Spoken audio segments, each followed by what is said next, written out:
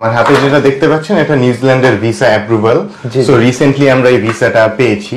নিউজিল্যান্ডের visa approval পেতে হচ্ছে আপনাকে খুব বেশি যে এক্সট্রা কিছু ডকুমেন্টস প্রয়োজন এরকম কোনো ব্যাপার নেই।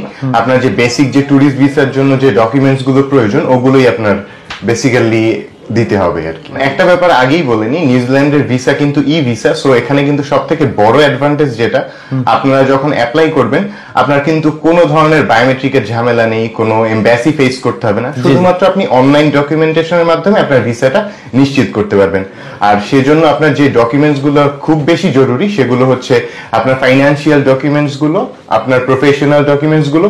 এই দুইটা যখন আপনি সঠিক ওয়েতে সাবমিট করবেন তখন আপনার ভিসাটা নিশ্চিত হবে। কজ এই দুইটা জিনিসই তারা দেখার চেষ্টা করে যে বেসিক্যালি আপনি আপনার দেশে কি করছেন বা আপনার ইনকাম সোর্সটা কি। এটা যদি তাদের কাছে ট্রাস্টওয়ার্দি মনে হয় তখনই আপনার ভিসাটা নিশ্চিত হয়ে যাবে।